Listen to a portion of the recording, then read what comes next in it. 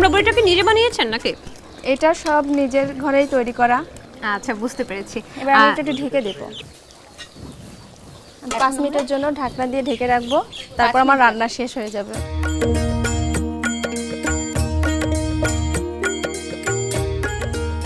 আমার রান্না হয়ে গেছে, আমি এবার চুলাটা অফ করে দিই। রান্না হয়ে গেছে? হ্যাঁ, রান্না হয়ে গেছে আপু। ক্ষুধা আপনাকে লাগছে? খেতে দিব।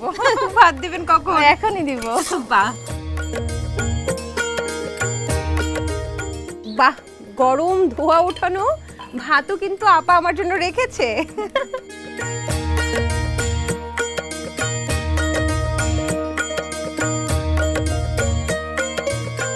আচ্ছা আপা, শুরু করব?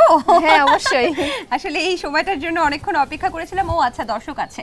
দর্শক, আপনাদের বলছি খুবই চমৎকার একটা রান্না, আর মনে হয়েছে যে খুবই সহজ একটা রান্না, তাই না আপা? হ্যাঁ। এবং সময়ও কিন্তু খুব বেশি লাগেনি, তাই আপনারাও বাসায় ট্রাই করতে পারেন। তবে ট্রাই করবেন কি করবেন না সেটা হচ্ছে স্বাদ দেখে। আমি আগে স্বাদটা মানে আগে খাবো, তারপর স্বাদটা বলবো, তারপর বলছি বাকি কথা। অবশ্যই।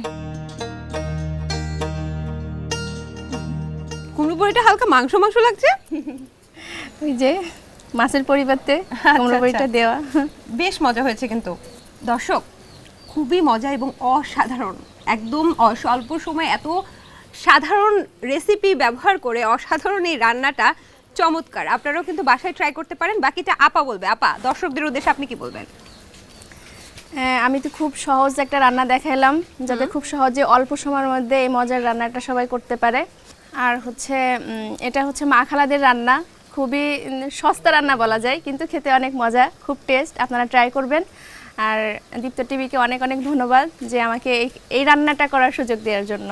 ট্রাই যে করবে, ট্রাই করে তো আমাদের জানাতেও হবে। অবশ্যই সেটা হচ্ছে জানাবে। দীপ্ত টিভির অফিসিয়াল ফেসবুক পেজে কমেন্টের মাধ্যমে জানাতে পারবেন। আর সত্যিই বলছি, অসাধারণ খেতে।